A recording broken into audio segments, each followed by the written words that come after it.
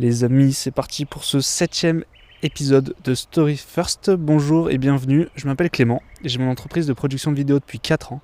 Je suis spécialisé dans le sport outdoor comme le ski, le trail, le VTT, mais aussi le sport mécanique comme la moto. J'ai travaillé pour des marques comme The North Face, KTM, Ducati et aussi sur des événements comme la Maxi Race ou le Dakar. Depuis plus d'1 an, je cherche à pivoter mon entreprise pour réaliser plutôt des documentaires parce qu'aujourd'hui c'est le format qui me plaît le plus. Et en fait, dans ce podcast, je te partage toutes les semaines ma quête pour devenir un meilleur réalisateur et directeur de la photographie dans le film documentaire notamment. Dans chaque épisode, je fais souvent le lien entre le monde de la vidéo, l'entrepreneuriat et un peu de dev personnel. Voilà. Mon équilibre, il se trouve dans le 50-50 entre la partie business et la partie artistique. Et c'est cette vision que je te partage ici. L'objectif pour toi, c'est que tu te questionnes aussi à travers mes propres idées sur ton entreprise, sur l'avancée de tes projets, et que tu aies appris au moins une chose à la fin de cet épisode pour devenir meilleur dans ton domaine. J'ai 3 règles, pas de préparation, pas de montage et pas de réécoute. Et pour la structure de ce podcast, on commence donc par cette douce introduction. J'enchaîne sur mes actus de la semaine passée. Et ensuite, je te partage des idées. Aujourd'hui, on a pas mal d'idées, je crois que j'en ai une dizaine. Et voilà. Si tu as des questions, je peux y répondre dans une partie FAQ à la fin de la vidéo. N'hésite pas à venir me les poser sur Instagram @clément_armand ou en commentaire sur cette vidéo YouTube. Et si cet épisode t'a plu, je te laisse t'abonner au podcast ou me laisser un avis 5 étoiles sur ta plateforme d'écoute. Bon, je vais vous faire le plan des idées de cette semaine parce qu'il y en a pas mal et j'ai un peu plus préparé que d'habitude. Donc ça va être moins à l'arrache. Donc, les idées que je vais développer. Il y a des titres stylés, il y en a des un peu moins. La première. Be so good they can't ignore you. Ensuite, la deuxième. On essaie toujours de me niquer parce qu'on me prend pour un kids. Numéro 3. Épouser la saisonnalité. Numéro 4. Un point à clarifier sur la semaine dernière. Je veux ajouter un petit truc, un petit aspect que j'ai peut-être négligé la semaine dernière et je vais revenir dessus. 5, je vais vous partager mon système de prise de projet. J'ai un petit système avec 4 points où je mets des notes en fait sur chaque projet avec différents critères. Et vous verrez que c'est pas que des critères financiers, business, etc. Il y a donc 4 critères. Je vous dévoilerai ça à ce moment-là. 6, je m'auto-sabote sur la créa de contenu et j'adore ça. 7, être soft dans la vie, ça la rend hard. 8, pourquoi les mêmes domaines peuvent donner une image de marque opposée et accepter des projets moins sexy en vision long terme. 9, se concentrer sur résoudre des problèmes plutôt que des choses à faire. 10, devenir imperméable aux gens qui nous entourent et à qui on n'a pas envie de ressembler. Et 11, pour terminer, faire de sa vie une aventure et aller dans l'inconnu. Voilà, donc j'espère que ce programme va vous plaire. Cette semaine, il s'est passé pas beaucoup de trucs. J'ai eu un tournage. Donc en ce moment, je vis sur Nîmes. Je suis dans une coloc avec des entrepreneurs. Donc c'est Cellophat sur Instagram, Noé Perret, qui organise ça. Donc je suis avec lui depuis quelques mois sur les bootcamps qu'il fait. Et là, en fait, il a pris une maison beaucoup plus long terme. Il s'est engagé sur plusieurs années, au moins une. Et donc il propose des colloques long terme. Malheureusement, je ne vais pas pouvoir y rester parce que je repars en déplacement d'ici une dizaine de jours. Et pour les 3 prochains mois, je vais être H24 en train de bouger. Donc je vais malheureusement quitter ce havre de paix. Voilà. Et donc là, on est dans une grande villa. On est un peu moins d'une dizaine. Il y a une piscine, un mini-golf. Et c'est trop bien. On parle de business, on travaille à fond, on est hyper focus. On se lève tôt, on mange bien, l'ambiance est trop bien. Et je suis qu'avec des gens dans la même vibe que moi. Et avec des gens qui j'ai du mal à trouver ces gens-là dans la vraie vie, en fait, pour être honnête. Donc voilà, j'en ai déjà pas mal parlé dans les anciens épisodes. Donc je vais pas trop m'étaler. Donc je vis ici en ce moment. J'en ai profité pour... Ah oui, il y avait Chimao aussi avec nous. Chimao qui est un créateur sur YouTube que j'ai découvert à ses tout débuts et je kiffais trop ce qu'il faisait. Et notamment son storytelling en fait. Et donc là on a passé 2 semaines ensemble, on s'entend grave bien, on a trop envie de faire des futurs projets ensemble, genre faire une boîte de prod dans un van, des conneries comme ça nous fait trop marrer. Et donc j'en ai profité pour l'interviewer. Et il m'a initié au yoga parce qu'il faisait des séances pendant le dernier bootcamp. C'était trop bien. Et ça va un peu avec tout mon éveil spirituel que j'ai depuis ces derniers mois. Donc j'ai trop kiffé. Et ce qui était cool, c'est qu'on a relié tout ça avec aussi la vidéo, parce qu'il est passionné de filmmaking. Il adore filmer, monter, faire de la colo et tout. Donc c'est à retrouver en podcast hors série juste en dessous. Et j'ai fait aussi l'annonce publique de Story First, j'en ai profité. Donc ce podcast qui avant était encore un peu privé, secret, le temps que je sois satisfait de ce que je raconte ici. Je trouvais les derniers épisodes pas trop mal. J'espère que celui-là il sera à la hauteur. Donc voilà, c'est ça un peu les actus. Et je suis allé aussi en tournage, donc je suis remonté à Annecy. J'en ai profité pour rencontrer un potentiel alternant. J'ai aussi donc j'ai logé chez mon pote Benoît, c'était trop bien. Et puis j'avais un tournage pour le Pop à Annecy, donc la boîte de nuit d'Annecy. On faisait l'ouverture de l'apéro Pop. Donc c'est en gros il y a la plage et ils ont pas que la boîte de nuit, ils ont un restaurant, ils ont un bar dansant et ils ont l'ancien apérosé. Donc c'est soirée limitée aux personnes de plus de 25 ans. L'ambiance est trop cool et là c'était l'opening, donc je faisais une vidéo pour eux. Ça fait 3 ans maintenant que je bosse pour eux et on va en parler notamment de tout ça dans un des points, parce que les idées que je développe viennent à la fois de mes lectures, de mes apprentissages, mais aussi de ce que je vis. Et donc ça est dans le point pourquoi les mêmes domaines peuvent donner une image de marque opposée. Voilà, parce que même là quand je vous parle de la boîte de nuit, je me justifie un petit peu parce que je sais que ça peut donner une image que j'ai pas spécialement envie de renvoyer, d'être vidéaste pour les boîtes de nuit, tu vois. Mais avec le pop, c'est un aspect un peu différent pour moi. Et il y a des projets que j'aimerais bien faire dans le futur où le step by step, c'est passer par ce genre de projet-là. Et dans une vision business globale, moi je me régale avec eux, ça se passe trop bien. Là, j'ai livré, ils m'ont fait le retour direct, c'est que la V1 est validée, donc pas de retour, rien, enfin c'est trop cool. Et puis je sors plus en boîte, je sors plus du tout, donc c'est quand même toujours cool de passer un peu du temps comme ça pour le taf. Voilà un peu pour les actus. Là, qu'est-ce qui arrive ? Là, je vais passer encore une semaine ici au château, à Nîmes. Et après, je repars pour de nouvelles aventures. Donc, j'ai profité de cette semaine à fond pour créer du contenu. J'ai plus de projets clients en attente, je crois. Normalement, non. Donc, je vais me focus sur de la formation. Enfin, je vais finir... en gros, je vais finir de structurer et mettre en place tout ce que je veux faire pour la création de contenu. Parce qu'à partir de la semaine prochaine, je reprends à mort les tournages pendant des mois. Donc si c'est pas en place, ça va jamais passer et c'est jamais un problème de temps, c'est plus un problème de système. Donc je veux que tous mes systèmes soient en place, ça va être la course, mais c'est ça qu'on aime. Voilà. Bon, les sujets. J'ai écrit un peu plus aujourd'hui, enfin j'ai un peu plus cadré. Je sais pas si ce sera plus pertinent, mais bon, je l'espère, on verra bien. Donc, le premier, c'était Be so good they can't ignore you. Alors là, il faut que je fasse pas mal de... faut que je mette un peu de mise en contexte. En gros, c'est que c'est pas un conseil qui s'adresse aux débutants. Enfin, je veux mettre du contexte pour justement...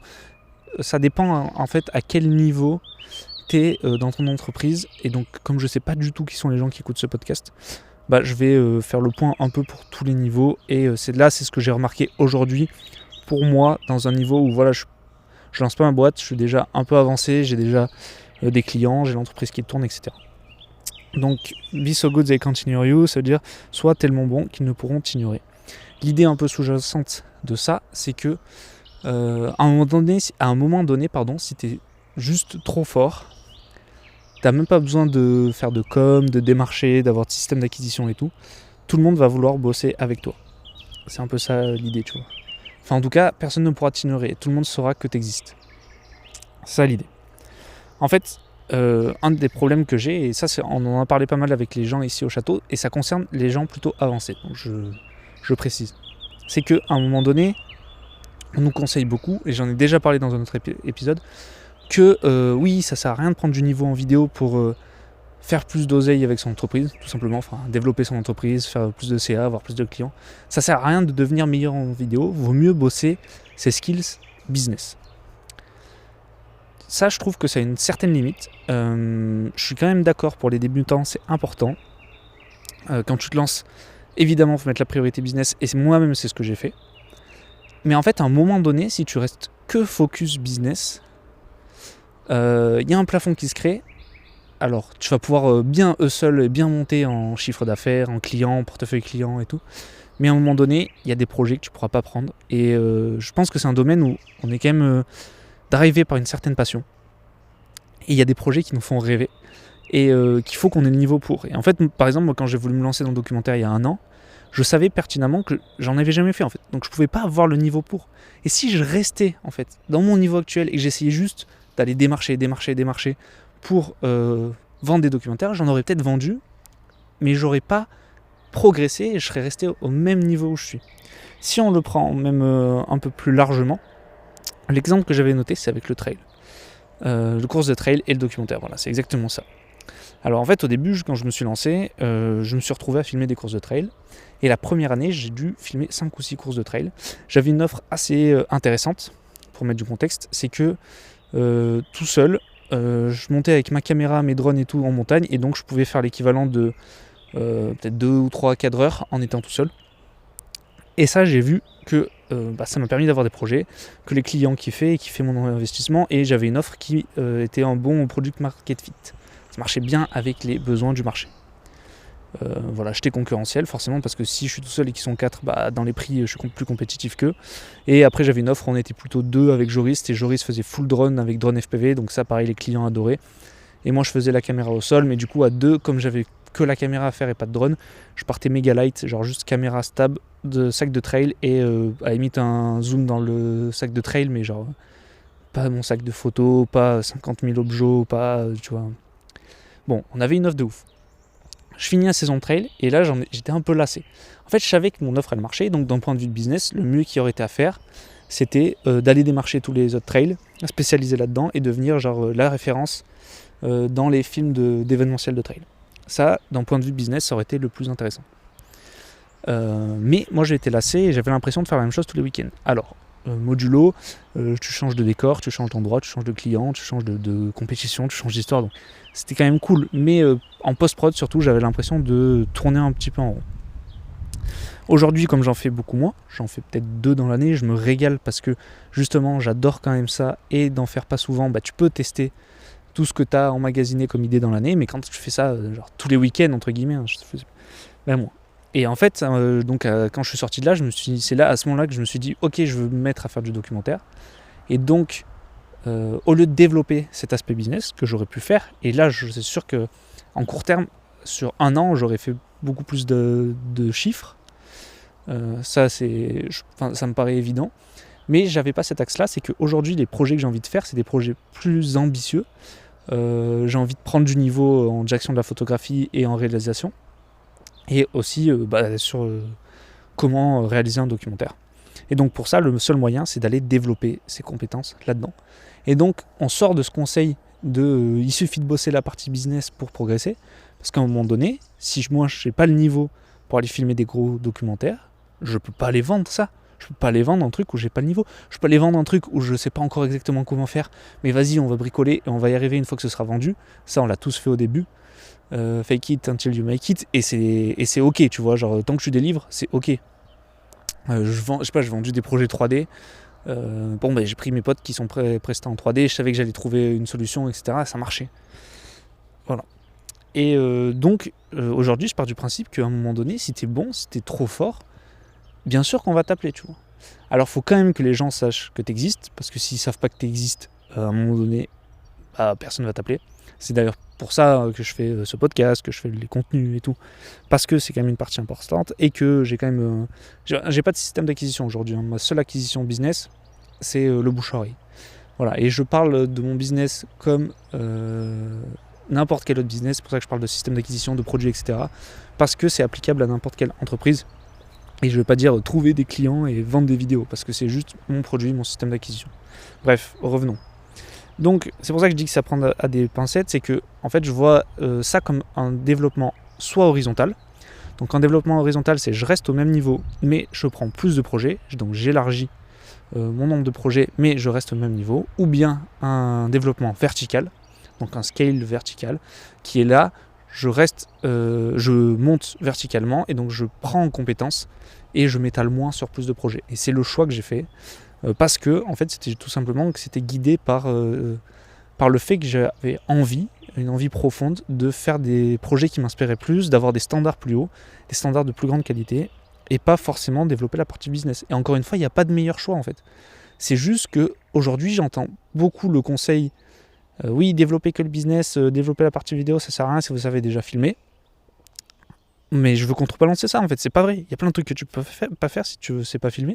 Et il y a plein de gens que je vois sur les réseaux qui sont en mode oui, j'ai réalisé un documentaire, j'ai fait un documentaire, nanana. Mais quand je vois la gueule du documentaire, enfin, genre, très honnêtement, et je dis pas que je fais des meilleurs documentaires que ça et tout, je me verrais pas vendre ça, tu vois. Voilà. Donc, je veux prendre en compte que c'est important, en fait, au début, de bosser sur les bonnes choses. Donc, bosser sur les bonnes choses, c'est la partie business. Et ensuite, c'est important de bien bosser. Donc d'abord travailler sur les bonnes choses, puis les faire parfaitement. Donc c'est des phases, tu vois. Moi j'ai commencé par bosser la partie business.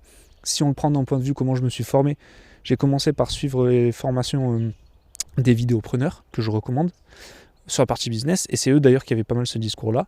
Mais maintenant, les formations que j'ai prises, c'est sur The Art of Documentary, où j'ai envie de prendre de l'XP en direction de la photographie, en documentaire, en réalisation, pourquoi pas un peu en production, voilà. Pour l'instant, la production, c'est pas ce qui m'intéresse le plus, mais ça viendra. Et d'ailleurs, dans ces conditions-là, c'est aussi que j'ai d'abord testé seul, et ensuite j'ai pris une formation pour résoudre mes problèmes. Tu vois, j'ai pas cherché à résoudre des problèmes que j'avais pas encore. Ça, c'est un petit tips bonus. C'est qu'on se perd souvent, voilà, je sais pas du tout qui est mon audience, mais je sais qu'on a tous tendance, quand on entreprend, quand on veut créer des trucs, à se surformer avant de faire. Et du coup, à imaginer qu'on va avoir des problèmes qu'on n'a pas. Et moi, mon approche, ça a été l'inverse sur ce projet-là. C'est que j'ai d'abord fait 1 an à essayer de me lancer en entrepreneur. Je voyais bien, enfin pas quelques mois tout seul. Et puis ça faisait quand même déjà 1 an et demi que j'avais mon entreprise à côté des études. J'ai vu que à un moment donné, frérot, il faut quand même que tu aies plus de stratégie business. Donc je me suis formé chez les vidéopreneurs. Ça m'a permis de bien me développer sur la partie business. J'ai fini ça, j'ai vu que c'était ok, j'avais tout ce système sur les trails notamment qui tournait. Mais maintenant j'avais envie d'autre chose, et donc je me suis formé plus sur la partie création pour devenir meilleur. Et voilà, j'ai envie qu'aujourd'hui on m'appelle parce que je suis bon, tu vois. Et il y a plein d'autres avantages compétitifs où des fois on t'appelle pour ça, genre des fois on t'appelle parce que t'es moins cher. Et j'ai pas envie qu'on m'appelle parce que je suis moins cher. Et donc be so good they continue you. Je veux être tellement bon qu'on sache que j'existe. Voilà. Et en plus, ce que j'aime bien dans cette démarche, c'est que tu travailles sur ton skill, tu vois, tu travailles sur ta compétence. Et c'est ça à la base en fait que tu as envie de vendre. C'est ta compétence, tu vois, et c'est pas ton skill business. Et du coup, il y a un truc aussi qui est plus aligné, je trouve, avec moi. Même si, voilà, je veux garder ça quand même pour les débutants, à dire, vous ne focussez pas que sur la partie créative, c'est super important de prendre de l'XP pour vendre. Mais là, je vois des potes, par exemple, qui sont dans leur entreprise de production vidéo, et qui sont un peu kéblos dans les projets qu'ils ont actuellement, qui rêvent de faire des projets un peu plus passion, mais qui sont H24 dans l'opérationnel, et qui n'arrivent pas à sortir de ça. Et donc ça, on va en reparler dans Big Bet, Big ROI, Big Retour sur Investissement. Mais en fait, si tu veux pouvoir monter en gamme de projets, changer de type de projet, c'est qu'à un moment donné, il faut accepter de laisser un peu la partie business de côté et se concentrer sur ses skills purs. Donc ça peut être soit en déléguant la partie business, soit en acceptant de faire moins de chiffres. Voilà, il y a plein de manières. Moi, j'ai accepté que l'année dernière, j'allais faire moins de chiffres. Non, j'avais fait suffisamment de chiffres au début de l'année pour pas avoir à me concentrer là-dessus les derniers mois de l'année. Et j'ai passé 4 mois, d'octobre à décembre, voire même si janvier, j'étais au Dakar, mais j'ai pas pris un seul projet client. J'ai fait que bosser, mais j'ai pas pris un rond. Mais parce que je voulais up mes compétences. Et devenir tellement bon qu'ils ne pourront t'ignorer. Voilà, bon, ça commence à tourner en rond. J'espère que vous avez capté. Je voulais juste pas donner des mauvais conseils pour les débutants. Si vous débutez, bien sûr que la priorité quand on a une entreprise, c'est de vendre. On n'a pas d'entreprise tant qu'on n'a pas vendu un projet. Et même si vos vidéos sont pas encore ouf et sont pas encore ce que vous imaginez, plus là, c'est pour les mecs un peu avancés. Voilà, j'ai pas mal de potes à qui ça pourrait concerner. Et j'espère que ça fera écho chez eux. Et ça ne s'adresse pas qu'à la vidéo. Moi, j'ai ces discours-là avec, par exemple, Antonin, ici au château, qui vend une formation sur la préparation, sur l'entraînement en vélo, pour faire ses propres plans d'entraînement. Et là, il est en mode, mais en fait, je fais que de me concentrer sur la partie business. Mais si je deviens plus sharp sur la partie vélo, sur la partie entraînement, que j'ai vraiment des compétences là-dedans, voilà. Ou Timao, il vient de lancer son accompagnement en yoga. Bon, bah en fait, il vaut mieux développer à fond ses skills, et vendre le plus tard possible. Plus tu retardes la vente, c'est ça l'idée en fait. donc retarder ou bien en faire moins pendant une période, plus tu peux te concentrer sur tes skills et plus tu vas pouvoir vendre un truc cher, un truc bien, un truc plus quali, etc. quoi. Parce que l'idée de monter en skill, c'est évidemment de pouvoir vendre plus cher derrière ou vendre un truc qui nous plaît plus aligné, etc. On essaye toujours de communiquer parce qu'on prend point kids. Alors, moi j'ai un peu ce problème-là. Voilà, il n'y a pas de... il n'y a aucune leçon là-dedans. Hein. C'est juste, je remarque ça.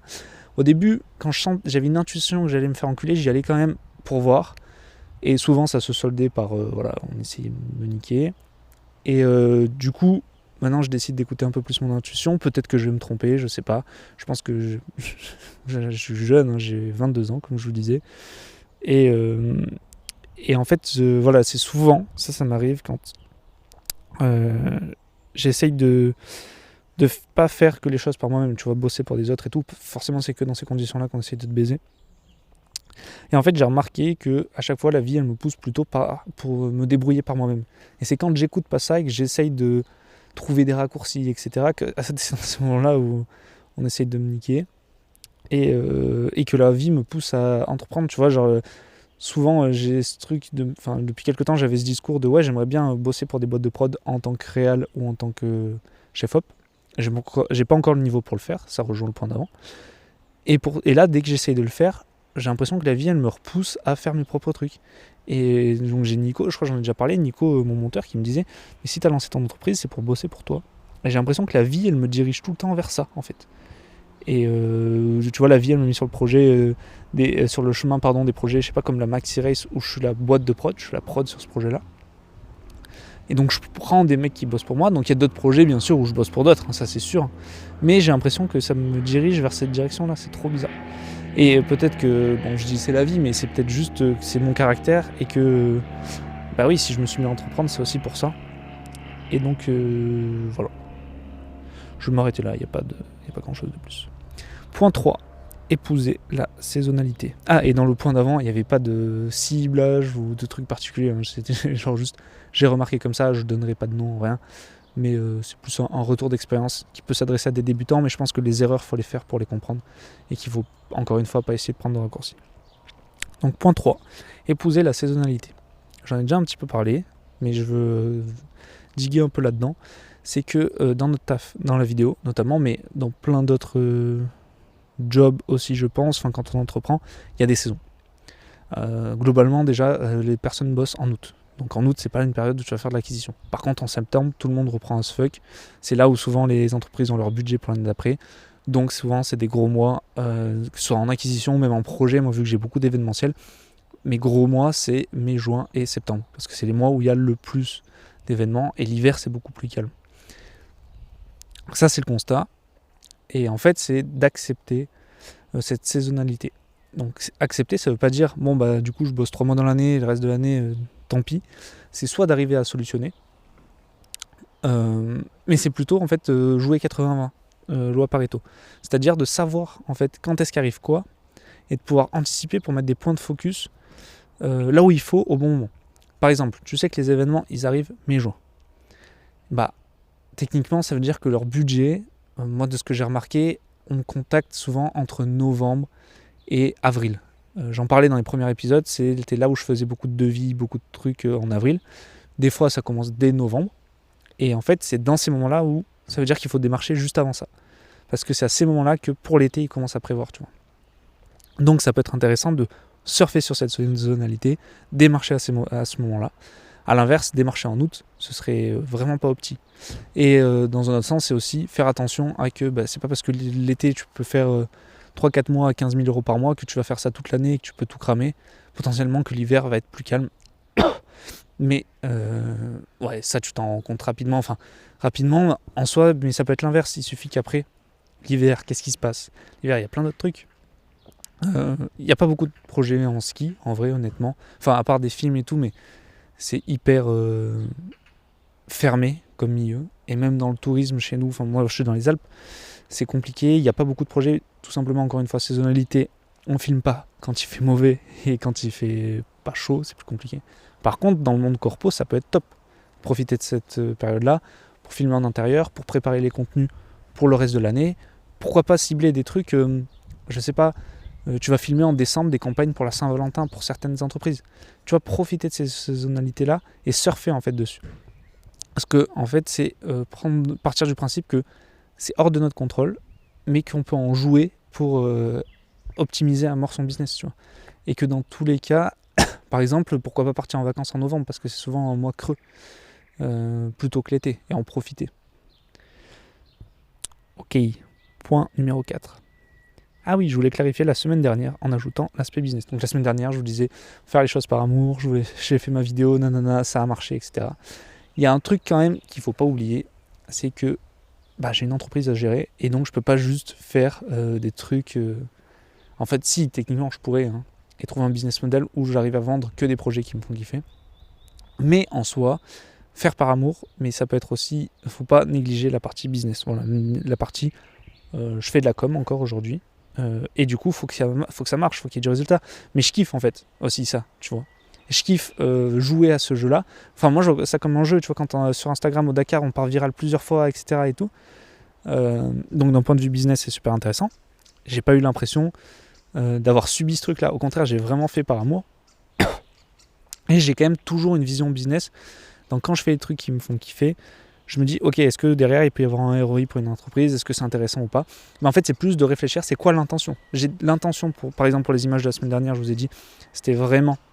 donc, c'était lié au projet que j'ai fait sur la Coupe de France, où j'ai fait des vidéos, où vraiment, je me suis juste fait kiffer, j'ai pas réfléchi en termes de est-ce que ça va marcher, est-ce que ça marchait, j'ai peur que ça marche pas et tout.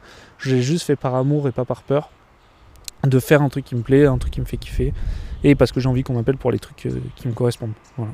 En plus, ça me permet de devenir meilleur pour que peace or good, I continue you.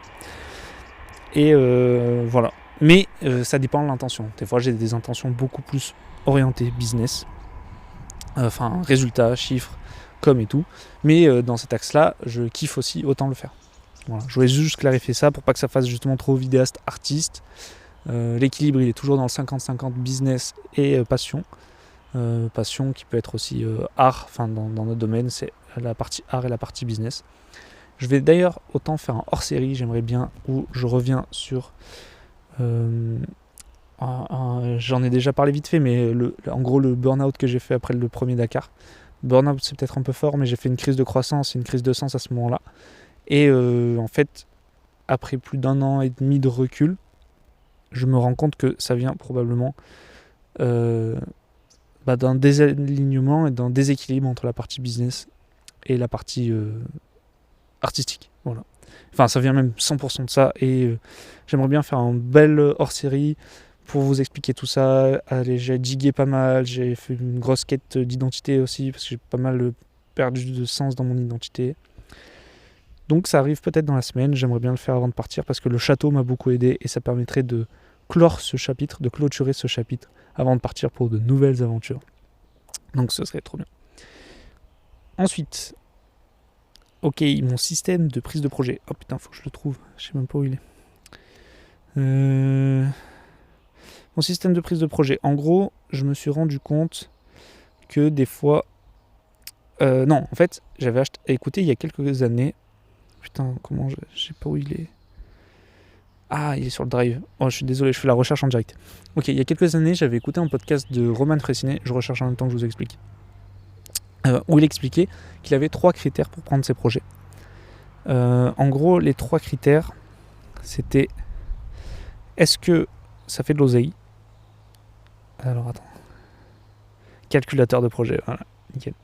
Premier critère, c'est est-ce que c'est bien payé? Donc le prix. Le deuxième critère, c'est est-ce que les gens avec qui je le fais, c'est cool. Et le troisième critère, c'est est-ce que le projet en soi est cool.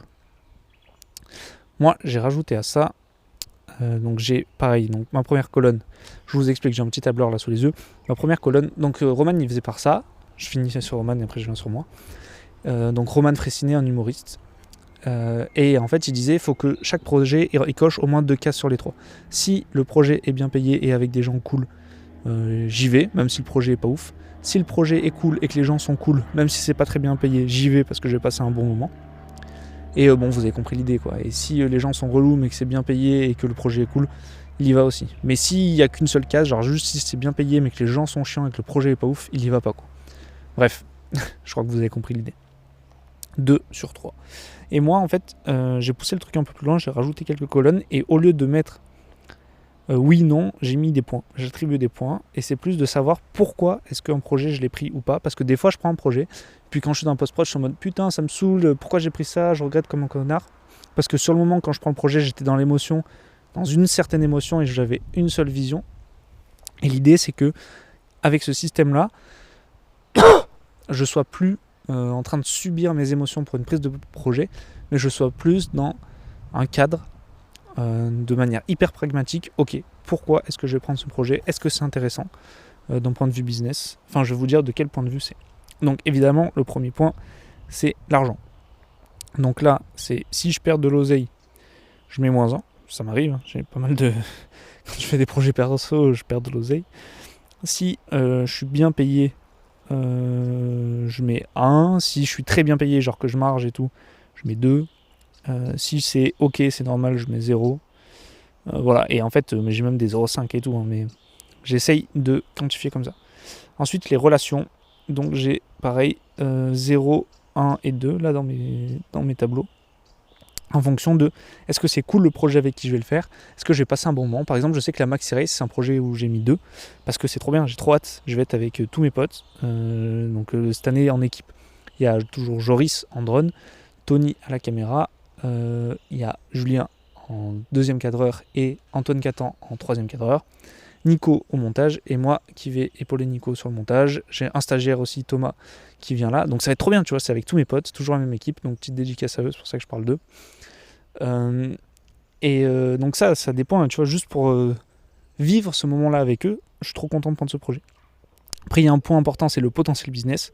Donc il y a des projets qui font pas d'oseille, mais et qui sont pas forcément, je sais pas, hyper libres. Enfin non, je vous parlerai des autres points après, mais potentiel business, c'est est-ce que derrière ça peut me rapporter plus de business, ou est-ce que ça a de l'intérêt en image de marque. Par exemple, je sais pas, le Dakar, c'est un projet où je fais pas beaucoup d'argent, très honnêtement, mais en fait en potentiel business c'est énorme. Derrière, je peux avoir du potentiel business à la fois avec Benji, avec le média qu'on crée ensemble avec notre communauté, et à la fois en image de marque, c'est lunaire ce que ça m'a apporté déjà le Dakar. Ça n'a pas rapporté de clients directement. Par contre, ça a une social proof, une image de marque de zinzin. Donc en potentiel business, c'est top. Un point que j'ai rajouté par rapport à Roman, c'est la liberté créative. Je veux vraiment valoriser que si sur un projet, je peux faire ce que je veux, bah ça vaut autant que de l'argent, quoi. Et j'accepte d'être moins payé et de pas être payé, enfin pas être payé, ça dépend, parce que là ça vient de moi, mais j'accepte de pas être payé, d'être payé un peu moins si par contre je peux faire une dinguerie créativement, que je fais un peu ma life et que j'ai pas trop de contraintes. Et que je sais que le client est pas trop relou, tu vois. À l'inverse, si j'ai pas de liberté créative, à ce moment-là, bah voilà, faut payer pour ça, tu vois. Donc je veux vraiment laisser un point là-dessus. Et j'ai mis aussi une colonne en plus, gestion de projet. Parce que ça fait 1, 2, 3, 4, j'ai mis une 5e. Gestion de projet, donc est-ce que ça me demande du temps en gestion de projet? Donc en préparation, en gestion client, tu vois, si c'est un client qu'il faut appeler 50 000 fois pour rassurer et tout. Si je parlais de la Maxi Race, tu vois, gestion de projet, j'ai mis que ça m'a pris du temps, ce qui est normal, et ce qui est facturé et tout. Mais voilà, donc c'est à prendre en compte parce que la charge mentale corrélée à ça peut avoir un impact. Mais c'est pas du tout négatif. Enfin, après, je fais ma sauce, je fais mon total, et je vois en quoi certains projets, ils m'intéressent plus que d'autres. En quoi certains projets sont plus pertinents que d'autres à prendre, et pour éviter d'avoir des projets que tu t'as pris, en fait, tu savais pas pourquoi, quoi. Et l'oseille a autant de valeur que d'autres trucs, tu vois. C'est pas du tout tout par rapport à l'argent. Après, voilà, selon les périodes, il peut y avoir des priorités. Il y a des périodes où ça va m'intéresser beaucoup plus que ce soit l'argent qui rentre parce que si je suis dans la sauce. À l'inverse, dans les périodes où je suis bien, ça va m'intéresser beaucoup plus d'avoir de la liberté créative et du potentiel business sur les projets. Ça, c'est par exemple sur les documentaires que je fais où pour l'instant, je gagne pas d'argent, très honnêtement. Mais par contre, peut-être que ça peut m'en rapporter plus tard. Big Bet, Big ROI, c'est le dernier point. Putain, mais tout revient vers ça. Ou des projets que je kiffe parce que je suis avec des potes, avec des gars, genre même avec Benji sur le Dakar et tout, c'est trop bien. Je fais ce que je veux et tout, enfin voilà. Donc ça, c'est les 4 piliers, donc vous pouvez les réappliquer pour vous. Vous pouvez aussi ajouter vos propres choses parce que peut-être que, je sais pas, vous en avez rien à foutre de la liberté créative ou vous avez rien à foutre des gens avec qui c'est. Moi, ça a quand même de l'importance que ça se passe bien avec le client. Donc, je vous redis tout. Il y a le prix, les relations, le potentiel business, la liberté créative et la gestion de projet. Et Roman, dans son point, est-ce que le projet est top ou pas top? Je pense que ça va un peu dans la même idée que liberté créative, tu vois, ou potentiel business. C'est un peu ces deux trucs-là. Mais moi, j'avais envie de séparer parce que pour moi, c'est pas tout à fait pareil et c'est des points qui m'importent. Voilà, mais remixez à votre sauce, faites votre petit tableau, faites vos points. Je trouve ça rigolo. L'idée, en fait, c'est que je sais qu'on subit nos émotions beaucoup et que je sais que je ne peux pas forcément les contrôler quand je suis en train de faire un devis. Parce que des fois, tu vois l'argent arriver et tu te dis « Ouah, dinguerie !» Même si je travaille là-dessus avec les cours de yoga de Timao. Mais je veux avoir un système parce que voilà, on est dépendant de nos systèmes quand on est dans des périodes où on ne sait plus trop ce qu'on doit faire. Et je vais boire un verre d'eau. On arrive à la moitié de ces idées de la semaine et on arrive à la moitié de cet épisode, 36 minutes. J'ai une barre sur mon enregistreur. J'espère que ça va tenir.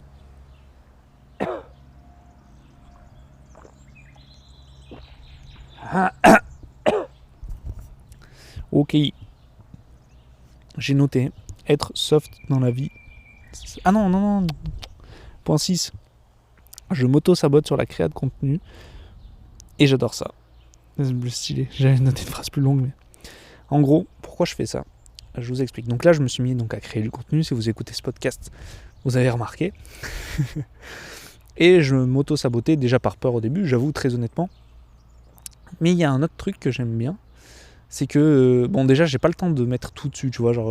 J'ai fait la vidéo des coulisses de mon film pour The North Face. Donc j'ai fait un film de ski pour The North Face qui a bien marché sur YouTube. Il a passé 30 000 vues. Et donc j'ai fait une vidéo making of des coulisses. Mais j'aurais dû faire 50 000 shorts pour pousser ce truc-là et tout. Mon pote Charles, par exemple, il m'a dit faire ça, mais je sais très bien, tu vois. Mais en fait, j'avais pas trop le temps, j'étais dans l'opérationnel. Pareil, ce podcast, je l'avais pas poussé avant. Là, je me suis mis enfin à le pousser, mais parce que je voulais faire les choses dans l'ordre. Je voulais pas avoir la pression des gens et je voulais déjà mettre le système en place, processiser. Putain, on tourne en rond sur les idées, mais c'est top, tout se rejoint. Et en fait, j'ai une sensation trop bizarre, c'est que j'adore voir les trucs monter tout doucement, genre. En fait, j'ai l'impression de... J'ai tellement écouté les mecs qui disaient « Ouais, quand tu débutes, ça monte un par un, faut aller chercher les gars par la main, etc. » Et moi, sur mon Insta, j'ai pété d'un coup. J'ai pas connu cette phase-là. J'ai pas connu cette phase parce que je passais de 1500 abonnés qui étaient genre mes potes, tu vois, c'était pas du tout... Je créais pas de contenu, à 5000 en un Reels. Et depuis aussi, j'ai pris 1000 abonnés, mais voilà, sans poster, tu vois. Et là, je prends un plaisir fou à voir les notes monter sur Spotify, genre une note par semaine. Si vous voulez laisser une note, tu vois, je crois qu'il y en a 5. Et on est à épisode 7. Ouais, donc ça fait à peu près une par semaine. Pareil, sur YouTube, j'ai grave pas d'abonnés. La vidéo, elle a pas fait tant de vues que ça. Mais c'est ok de ouf, tu vois, j'ai pas de commu, j'ai rien. Et j'ai pas de temps poussé, voilà, j'ai pas optimisé. Je sais très bien que j'aurais pu le faire plus. Mais je sais pas, mon intention, elle est pas là. Mon intention, elle est de prendre du plaisir. Et j'en ai parlé avec personne parce que ce projet-là, ouais. Enfin, si, j'en parle avec les gars, mais je parle pas de cette sensation-là, j'en ai pas trop parlé. Je suis content de vous le partager ici. Où j'adore que, en fait, ça marche pas trop. Mais je suis content, en fait. Je sais pas, c'est trop bizarre comme sensation. Déjà, je sais que je cible pas du grand public. Tu vois, le Dakar, je sais qu'on vise du mainstream, on vise d'être gros, on met toutes les possibilités possibles on met toutes les chances possibles de notre côté pour que ça tourne, pour que ça marche. C'est ce que ça a fait, ça a marché, etc. Je sais qu'il y a une cible qui peut être très large et tout. Là, avec ce podcast, je veux un truc de niche. Je veux un truc vraiment pour les mecs du milieu et que les mecs qui comprennent rien à la vidéo, s'ils n'arrivent pas à suivre, c'est pas grave, tu vois. Je veux pouvoir parler de trucs précis. C'est ce que j'ai fait dans mes coulisses de The North Face. Je voulais pas que ce soit une vidéo grand public. Et le retour, tu vois, quand je l'ai montré donc à Noé, un de mes potes créateurs de contenu ici, il m'a dit ça manque de mainstream. Et après, je lui ai dit et il m'a dit mais attends, c'est quoi ta cible? Je dis pour moi, ma cible, c'est plus les boîtes de prod, les producteurs, les vidéastes, tu vois, les mecs du milieu. Je dis non, alors c'est top, reste comme ça. Et du coup, j'adore que ce feeling de voir les trucs monter petit à petit, d'avoir l'impression d'être genre un artisan de la vidéo, genre d'être un mini youtubeur, tu vois. Je sais pas, ça me fait un truc au fond de moi. Genre j'ai l'impression que c'est des vrais gens, tu vois, alors que sur Instagram, sur YouTube, sur Dakar, ça a tellement pété vite que c'est que des stats. Et là, je sais pas, j'ai presque envie, alors j'ai envie que ça prenne, j'ai envie que ça monte forcément et tout. Mais je sais pas, j'ai envie de prendre mon temps, faire ça bien, et avec vraiment une vision long terme de... je veux que ça soit dans un an, tu vois, si je sais pas, dans un an j'ai 1000 abonnés sur YouTube, je serais trop content. Si je les ai pas, c'est pas grave en fait. Si j'arrive déjà dans un an à avoir posté une vingtaine de vidéos, ce serait trop bien. Alors on en est loin, j'aurais posté une. Mais déjà, si j'ai tous ces podcasts qui sortent, c'est top en fait. Je suis plus drivé par le process que par le résultat. J'en ai un peu rien à foutre du résultat, parce que c'est pas ça qui me fait gagner ma vie. Je ressens aucune reconnaissance à marcher par ça, parce que c'est pas ça que je vends en fait. Je sais que j'ai marché sur le Dakar, je sais que j'ai marché sur plein d'autres projets clients. Je vous donne l'exemple du Dakar parce que c'est le plus fameux, mais j'ai marché sur le film de The North Face, improbable, je m'attendais pas du tout. On fait 30 000 vues sur une chaîne. Enfin, Quentin, il n'a pas de commu, quoi, il avait 200 abonnés, même pas. Enfin, il a 200 abonnés maintenant, donc je sais même pas s'il en avait. Donc voilà, je sais pas, j'aime bien m'auto-saboter là-dessus et j'ai pas envie de tout mettre. Enfin, j'ai envie de prendre le temps, quoi. Bon, point 7. Être soft dans la vie, ça la rend hard. Ça la rend hard. Putain, je me rends compte que des fois, j'articule pas beaucoup et je parle beaucoup, genre, avec moi-même dans ce podcast. Parce que je fais des réécoutes, mais je fais des réécoutes plus tard, genre. Ah, et il y a un de mes colocs qui arrive, qui est en train de filmer dans le jardin. Bon. Être soft dans la vie, ça rend hard. C'est qu'il y a des moments où je me rends compte que d'être trop... Enfin, je l'ai vécu. Tu vois, on a tendance à être attiré par le soft. C'est évident, tu vois. On aime bien notre confort. On aime bien être tranquille. Pas trop... pas trop faire les trucs durs. Pas trop faire les trucs qui sont à faire. Et en fait, tout ça, au bout d'un moment, ça rend la vie beaucoup plus dure. Mais mentalement, en fait, je trouve. Ça peut la rendre plus dure parce que du coup, d'être trop soft, tu fais plus que tu as à faire, tu gagnes moins d'argent, donc tu te mets dans la sauce. Mais c'est même mentalement, quand je fais des trucs où je suis trop soft, derrière j'ai beaucoup de mal à faire les trucs que j'ai à faire. Et je sais pas, hier matin je me suis réveillé, je me trouvais trop soft, tu vois, je me laissais des fois avoir mon tel avec moi quand je monte me coucher, enfin des trucs tout cons comme ça, mais d'habitude je suis beaucoup plus précautionneux. Là je me suis levé, j'étais réveillé à 5h, j'arrivais pas à dormir, je suis levé, je suis allé prendre un bain froid. Ensuite je suis allé bosser, j'étais méga efficace et tout. Et voilà, je me rends compte que d'être trop soft, ça rend la vie dure. Et là où j'ai eu ce gros déclic, c'est donc l'année dernière, quand j'étais justement un peu dans cette phase de crise de sens et crise de croissance. J'avais plus envie de faire les trucs durs. Je retrouvais beaucoup de mal à appeler des clients, par exemple, ou à appeler des prospects. Appeler des clients, ça va, ça. Mais comme au tout début, quand je me lançais, alors que c'est un truc, à force d'en faire, j'avais plus ce problème-là. Et en fait, en vrai, c'est du confort, quoi. C'est un problème de, entre guillemets, c'est un problème de, pas de riche, mais de mec confortable, quoi. C'est que je peux me permettre d'être soft. Je peux me permettre de procrastiner, je peux me permettre de plus prendre d'appels parce que, il n'y a aucun souci, tu vois. Mais en fait, dans la tête, ça rend tout devient plus dur. Et j'ai eu ce déclic-là quand je suis allé faire donc il y a une vallée derrière chez moi qui s'appelle le Champsor. Et avec mon frère l'année dernière, on allait faire une rando où on voulait faire en 4 jours le tour. Ça fait donc 140 km, 8000 de D+, je crois. Et on s'était mis objectif de le faire en 4 jours. Et on était parti, on dormait à la Belle Étoile là-haut, donc on avait tapis de sol, duvet, on avait notre bouffe et tout. Et on a bien tabassé. Le premier jour, on fait 50 bornes, entre 2 et 3000 de D+, je sais plus. Bref, on a fait des grosses journées de 15 heures. Et là, je me disais, mais putain, je suis plus soft. En fait, de refaire un truc hard comme ça, c'était hard, tu vois, mais on a kiffé. Enfin, on n'a pas eu de... Ça a été dur, mais dans la tête, en fait. Physiquement, si, moi, j'ai pas dormi le premier jour. J'étais malade, du coup, le deuxième, j'ai pas réussi à aller faire le 3000. J'étais dégoûté. Mais bon, c'est la vie, tu vois. Et en fait, je me disais, mais putain, j'ai trop la vie qui est soft. Et dans la tête, c'est tellement dur de refaire des trucs durs. C'est trop bizarre comme sensation. Donc faites des trucs durs. Soyez pas trop soft. Il y a plein d'aspects qui rendent soft. Il y a le confort, il y a les relations, il y a le quotidien, il y a l'argent, ça rend soft. Il faut trouver d'autres drives, évidemment. On n'est pas obligé de driver tout le temps par la peur et la dureté.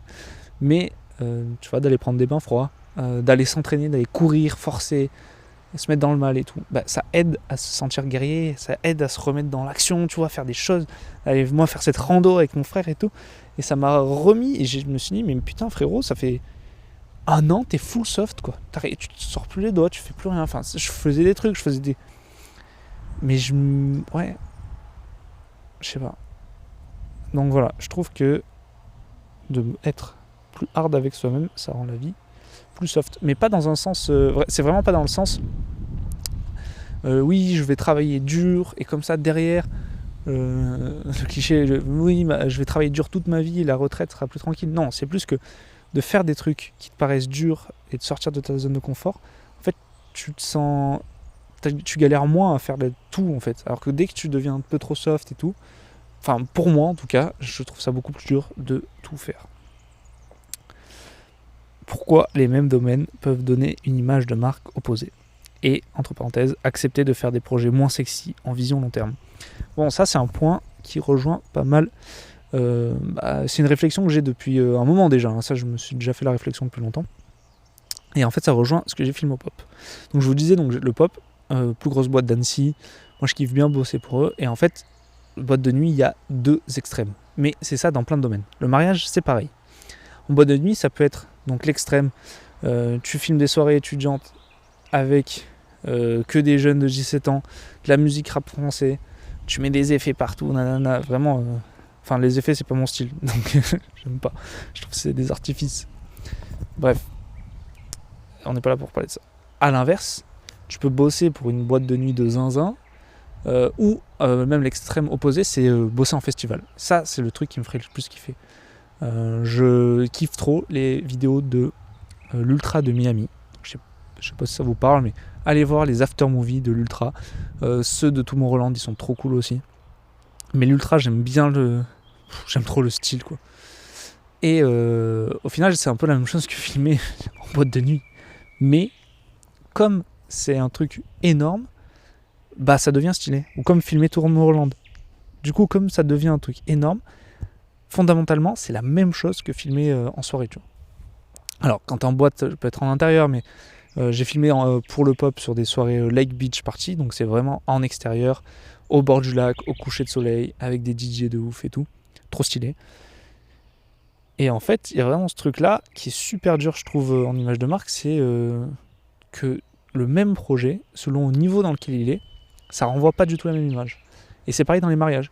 Les mariages, il y a ce côté où quand tu dis « Ah, les mariages, c'est un truc de vidéaste débutant », ouais, mais il y a des mecs comme Meryl de Gordon, j'adore ce qu'il fait.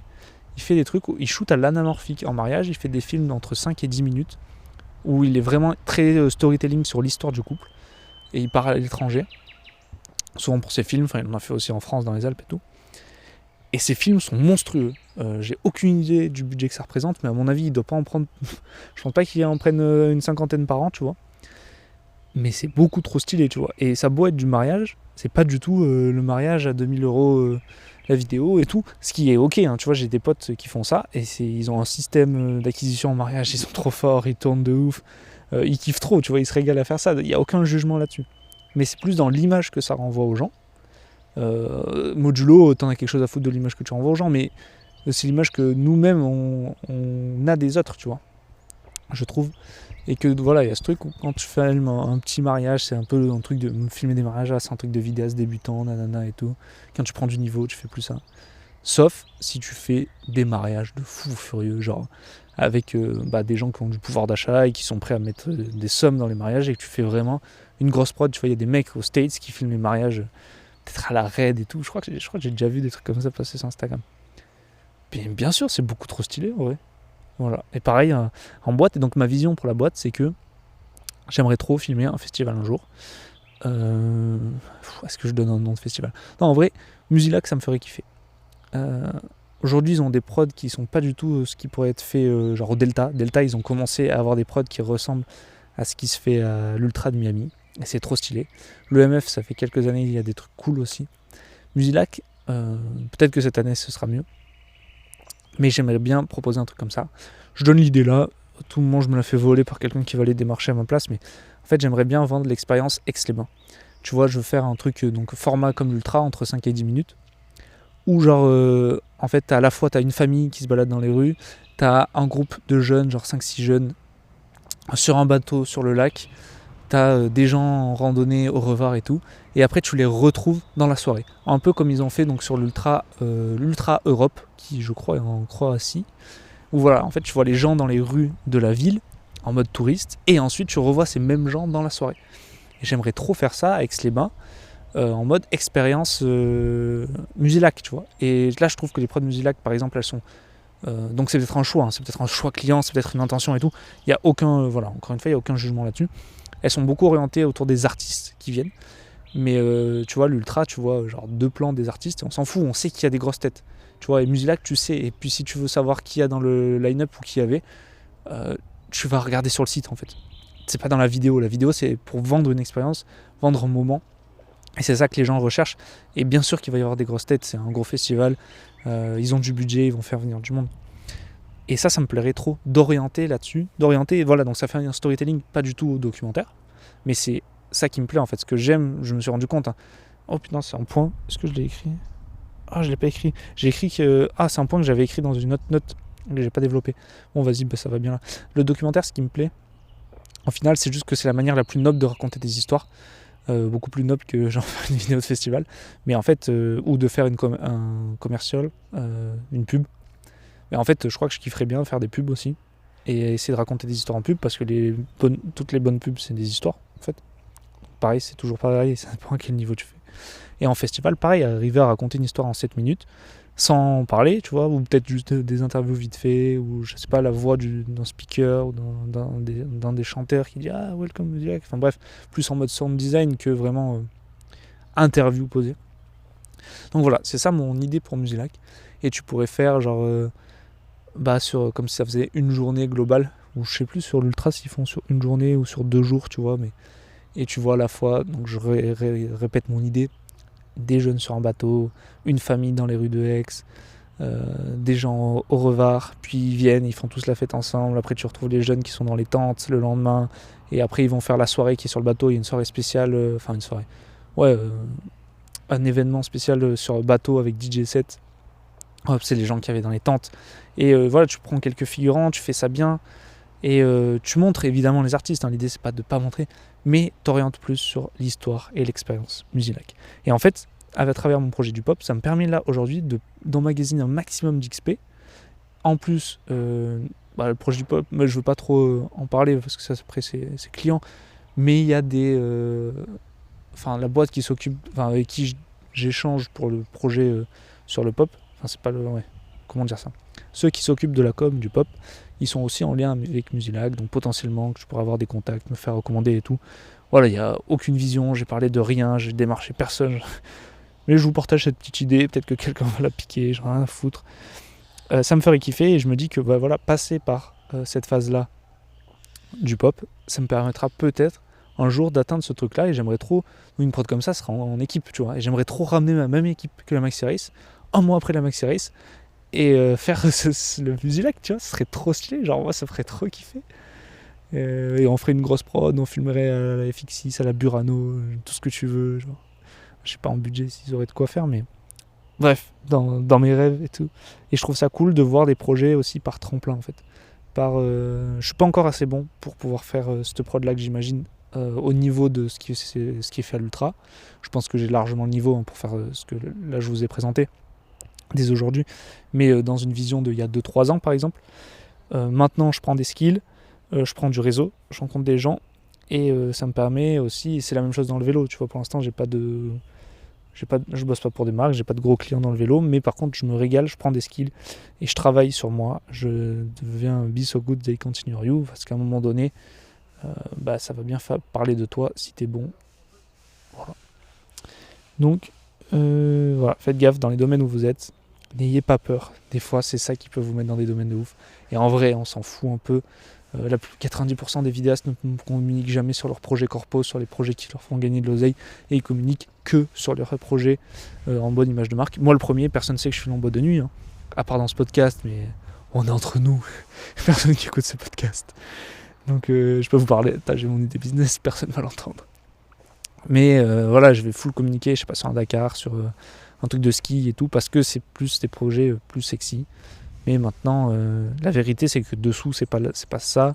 Et que le jour où je vais communiquer sur Musilac, c'est pour ça que ça me tient à cœur, en fait, de communiquer même ces trucs-là un peu... qui, en image de marque, sont intéressants. Après, je me régale. Info Pop, ça se passe trop bien. C'est trop bien, je me régale. Et j'ai aucun problème à en parler, si on me demande. Juste, c'est pas là-dessus que j'axe ma communication, parce que c'est pas forcément là que j'ai envie de plus le développer, mais plus dans le sport, tu vois. Mais modulo Musilac. Bref, faites gaffe à ça. Et vous laissez pas piéger par les autres qui vous vendent du rêve. Ils sont tous passés par là aussi. Ils ont tous fait des mariages, des vidéos de soirée, ils ont tous fait des trucs. Voilà. Ensuite, au point 9, se concentrer sur les problèmes à résoudre plutôt que les choses à faire. Alors, ça je l'ai écouté dans un podcast. Pourquoi ? C'est qu'en fait, souvent, on va avoir une to-do où on se dit « Ah tiens, j'ai vu ça, ce serait bien de faire ça pour mon entreprise. » Il me faudra un exemple concret là à vous donner.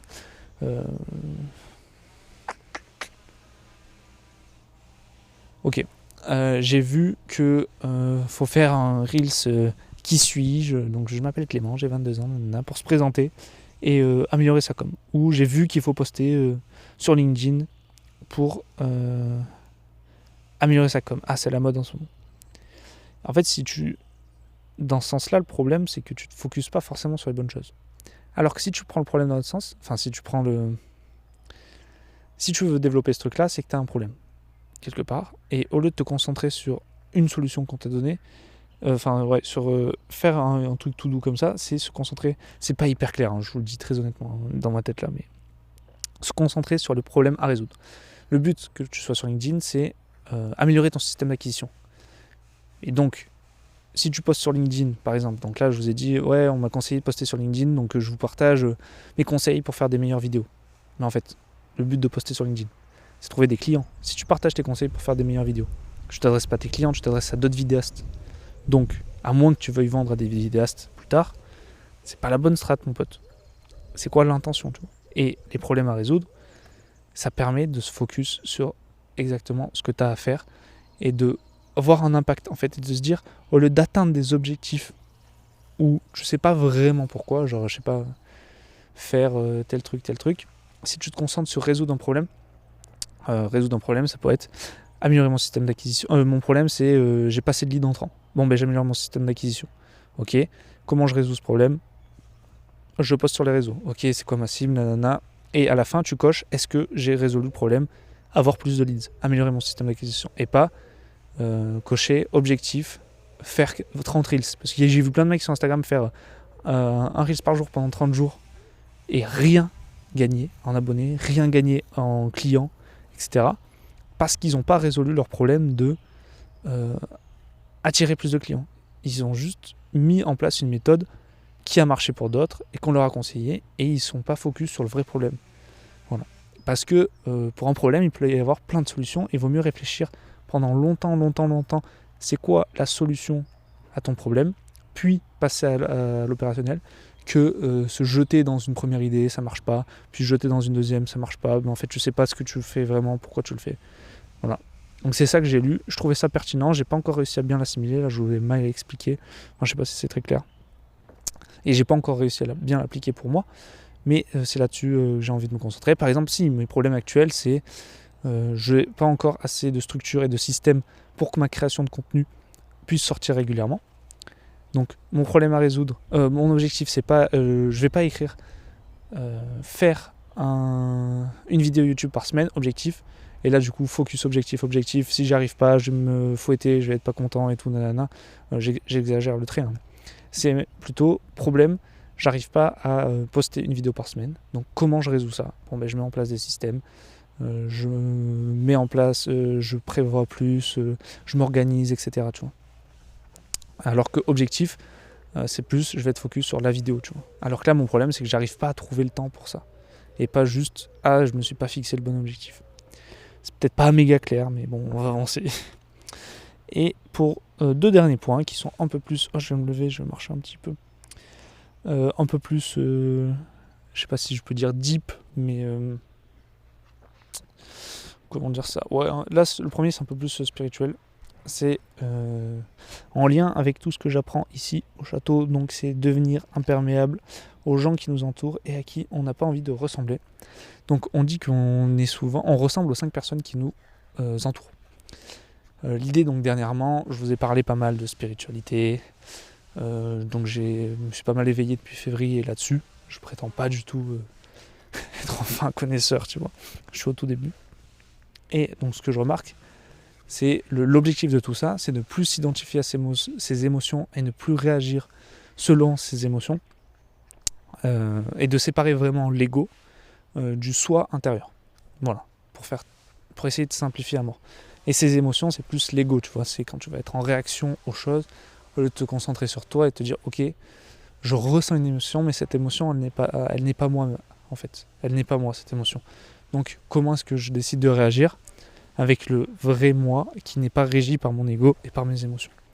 Et en fait, le problème, c'est qu'il y a plein de gens, surtout si en plus on les a connus avant d'avoir cet éveil ou cette envie de changement en tout cas, avec qui on a des patterns assez négatifs et qui nous emmènent vers le négatif. Un que j'ai le plus, par exemple, ça va être de juger les gens et le travail des autres vidéastes, par exemple. Je l'ai notamment fait un petit peu dans ce podcast, en essayant toujours de vous dire, je juge pas, je dis ce que j'en pense, mais c'est plus des constats, tu vois, que essayer de juger, d'être médisant, etc. Mais je sais que j'ai des gens avec qui c'est facilitateur de rentrer dans ces émotions-là. Et donc, j'aimerais arriver à devenir imperméable aux gens à qui j'ai pas envie de ressembler et aux gens qui m'influencent un peu négativement. On dit donc qu'on ressemble aux 5 personnes qu'on côtoie le plus. Malheureusement, j'ai des périodes où je suis avec mes clients et c'est relié avec avec le prochain hors-série. Il faut vraiment que je le fasse. Donc, je me suis encore perdu. Il y a des moments où je suis avec des clients, par exemple, ou avec, des athlètes, ou avec des gens quand je suis en déplacement, même des potes on a évolué dans des directions différentes. Et donc, il y a des moments où j'arrive à être vraiment recentré sur moi-même et savoir ce que je veux, ou des moments où je suis avec d'autres personnes, par exemple ici quand je suis au château, qui n'ont pas cet impact négatif sur moi et qui me permettent de quand même arriver à me sentir moi-même et être bien avec moi-même. Et donc, selon avec qui je suis et selon l'impact que les gens ont, j'aimerais bien arriver à travailler sur cette imperméabilité où c'est pas genre ça me passe au-dessus, mais où j'arrive à ne pas être impacté émotionnellement par ces gens-là, par ces personnes-là, et à pas me sentir, par exemple fatigué ou en réaction, dans les émotions et tout, et arriver à être dans le contrôle. En fait, c'est surtout ça, c'est arriver à contrôler son esprit en étant imperméable. Donc imperméable, ça veut pas dire, je m'amuse avec des potes et je vais être dans le déni et je vais dire non, je veux pas prendre de plaisir, je veux pas m'amuser parce que je veux être imperméable, je veux ressentir aucune émotion. C'est pas ça l'idée. C'est de choisir lesquels tu as envie de vraiment vivre et lesquels tu as envie de vraiment ressentir. Et en fait, à quoi ton avatar tu veux qu'il ressemble, qu'est-ce que tu veux que ton avatar vive, ressente, transmette. Voilà. Et tout ça, où il y a du vent. C'est intéressant de travailler sur son imperméabilité, Et c'est pour ça que j'ai précisé par rapport aux gens à qui on n'a pas envie de ressembler. Parce que les gens à qui on a envie de ressembler, c'est top en fait d'être perméable et d'arriver à se sentir influencé par eux. C'est trop bien en fait. Faut en profiter, faut surfer là-dessus. Encore une fois, c'est comme la saisonnalité, tu vois. Faut l'accepter, c'est là, tu vois. Ces gens, t'es obligé de les côtoyer, t'es obligé de passer du temps avec eux. Ou sinon, passe pas de temps avec eux, tu vois, si t'as le choix et que t'as pas envie, tu vois. Ou si t'as envie et que tu sais qu'il faut pas leur ressembler, faut juste travailler là-dessus. Donc voilà, travailler son imperméabilité. Et le dernier point de cette liste, j'ai hâte, j'en avais pas parlé beaucoup et là ça fait sens quand j'ai lu ça. C'est faire de sa vie une aventure et aller dans l'inconnu. Big bet et big ROI. Donc big ROI c'est retour sur investissement. Big bet c'est un gros pari. Donc c'est en faisant des grands paris qu'on peut avoir des grands retours sur investissement. Et j'ai envie de faire de ma vie une aventure. J'ai pas envie de... au final, ça rejoint un peu ce que je vous disais en point 1. J'ai pas envie de faire les mêmes projets tout le temps Il y a des projets que j'ai envie de refaire et c'est trop bien, tu vois. Mais j'ai pas envie de me sentir lassé, tourner en rond, ne pas vivre d'aventure, être, je sais pas, enfermé dans un job qui me plaît pas. Et même si je suis à mon compte, ça peut être le cas, tu vois. Je peux être enfermé dans des projets qui me plaisent pas, mais qui me font vivre. C'est pas le cas aujourd'hui, hein, je pense pas qu'il y ait des clients qui écoutent ça, mais au cas où. Et j'ai envie de vivre des expériences, j'ai envie de tester des trucs. Et en plus, c'est en testant et en allant faire ce que font pas tout le monde que justement on peut avoir des gros retours sur investissement en fait. Et qu'on peut marcher, qu'on peut tester, qu'on peut... Voilà, qu'on vit quoi, qu'on vit des expériences. Et c'est de cette manière-là que derrière, peut-être que on va pouvoir au final avoir des énormes retours sur investissement, avoir des projets que les autres peuvent pas avoir, etc. Faire du chiffre aussi, très honnêtement, si on peut parler en termes d'oseille, faire vraiment de l'argent avec des projets où à la base on prend des risques en fait. Et ce truc des gros paris, gros retours sur investissement, big bet, big ROI, ça s'applique vraiment dans la vie. C'est pas que genre en mode en finance, je sais pas, parier sur un truc très risqué et tout.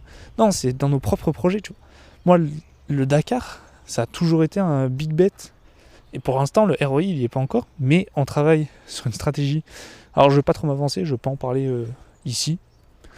C'est un peu tôt, mais je vais en reparler dans l'année parce que, à mon avis, vu le temps que ça va me prendre, je vais forcément être très impacté par ça. Mais c'est le genre de projet où il y a un big bet.